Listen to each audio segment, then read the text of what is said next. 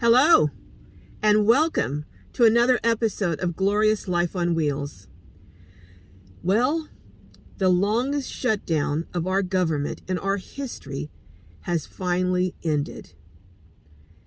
It has caused untold misery and stress to millions and millions of American citizens, and chaos that I can't even describe the chaos that happened at our airports and across the country. So why, given all this, do I have mixed feelings about this shutdown? Stay tuned and I'll tell you why. Some of you are probably saying, Carol, for you to have mixed feelings about this coming to an end, you must not realize the impact that it had on so many people. Well, let me tell you, I did realize the impact, and I do realize the impact that it is still having. I was horrified and still am. I know that over 42 million people had their SNAP benefits suspended starting November 1st. And my understanding from individuals who had balances left over, they have not been able to even use those balances. So there have been families unable to feed their children without assistance from food banks, which are being truly overloaded. There are seniors, there are veterans, there are disabled people who are in a panic. I understand how grocery stores and co-ops that wanted to give special discounts to people on food stamps were prohibited by doing so from our own government setting in place or interpreting regulations to say that they could not give those people discounts on food that they were going to buy with their own money. I get all that. I also get how there was chaos at the airports, and airports were, for all practical purposes, almost shut down with thousands of flights canceled.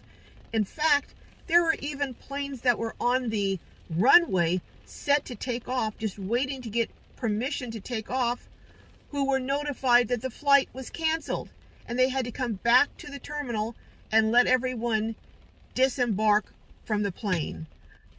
I am hopeful that those who have been most devastated by this shutdown will start getting their benefits and pay as soon as possible.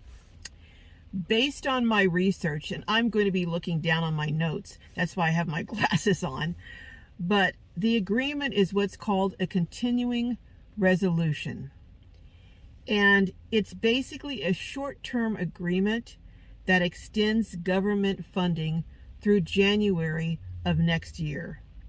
It also has some longer funding provisions for certain departments like Department of Agriculture, I believe Veterans Affairs, and also Legislative Branch. It will basically reinstate federal employees who were laid off, or you could say fired, as a result of the shutdown. I believe it will be with pay, but I'm not sure on these employees. Those that were furloughed, they will be brought back. They're not fired. They were just temporarily put aside, told not to come to work, but they were still employees.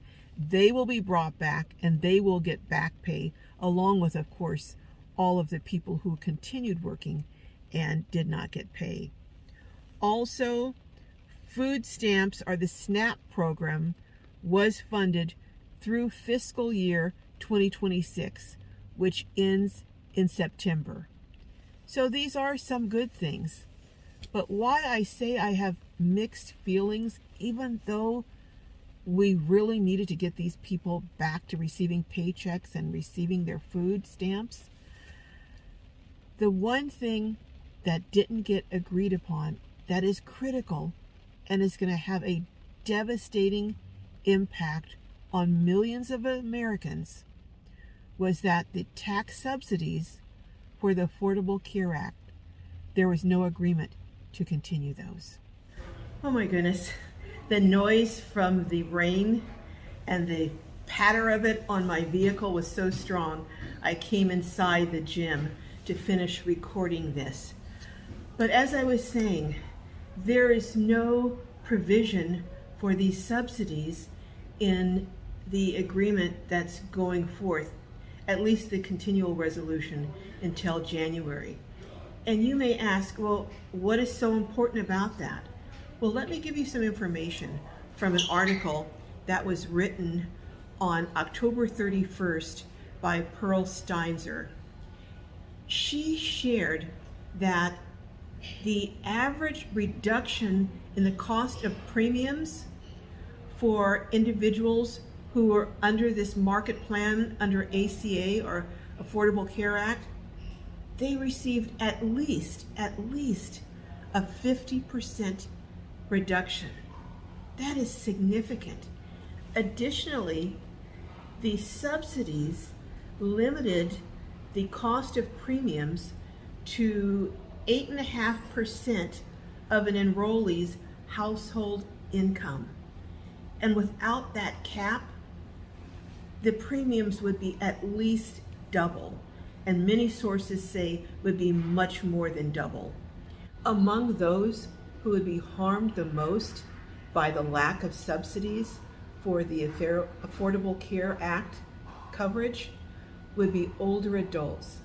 Adults who are not yet 65 and don't qualify for Medicare, but may not have coverage through an employer or may not even still be employed and have to try and find medical coverage on their own. I have personal experience with this. When I retired at age 55, which was 17 years ago, I no longer was covered under my employer's medical plan. I had to go out into the public, or private, I should say, market to find coverage. And I'm telling you, it was so expensive.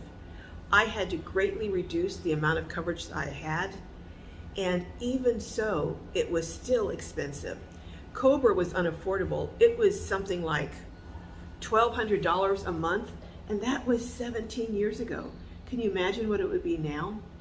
So it would impact, again, disproportionately older adults. The Congressional Budget Office estimates that approximately 4 million people would lose their current coverage. They would be stuck, at least many seniors would be stuck between a rock and a hard place. They're not old enough for Medicare. If they're still working, they may earn too much to qualify for Medicaid, and yet they can't afford medical coverage because of the lack of subsidies. It's just a nightmare waiting to happen. We often need medications that we didn't need when we were younger, procedures that are very expensive, and the medications too actually can be very costly. So to try and cover that on your own, we know what will happen. People who don't have medical coverage, it's just common sense that they don't seek medical treatment as often as people who do have medical coverage. So a natural consequence to that will be there will be unnecessary deaths. People who could have had conditions or situations diagnosed early on won't get that diagnosis until later on in the evolution of their disease. And as a result, there will be people dying that could have been saved. It will hit particularly hard in rural areas where many hospitals and clinics have already closed, and people in those areas have to travel maybe hours to get medical care as a result. And for those of you who have medical coverage and think, well, I'm not under the Affordable Care Act, it won't impact me. Oh yeah, it will. Let me tell you how. Because when people don't have medical coverage, they tend to go to the emergency room. They use the emergency rooms as almost their primary physician for major things, or even things that they would typically go to a doctor for. So what's going to happen? Emergency rooms are going to be overloaded. The bottom lines for hospitals are going to be just thrown out of whack, and they will, as a result, increase prices and costs for all care, and it will impact any of us especially if we have to go to a hospital for any kind of procedure, treatment, surgery, testing. It'll be out of sight. It already is out of sight, but it'll even be worse. So that is why I said at the beginning of this video that I have mixed feelings about this shutdown and the agreement that was reached. Should the shutdown have continued? I can't say that. To tell people who are suffering that they should continue suffering for something that still might not ever pass, no, I can't say that, especially when I'm still getting my Social Security and other sources of income. I can't in good faith tell people that are working and not getting paid they should continue. So no, that's not what I'm saying. I'm not saying that the shutdown should continue. I'm just saying I have mixed feelings about what has happened and the sacrifices that have been made, apparently for little to be accomplished. But you know what? Let's see what happens. What do you think of this whole debacle? And that's what I think it is, a debacle. What do you think of it? And do you have mixed feelings? Let me know in the comments. If you have an opinion as to perhaps what would be a reasonable solution, let me know that in the comments too. Just keep it appropriate and respectful. Meanwhile, I love each and every one of you, and I pray that your journeys are filled with joy and blessings, and I will see you next time.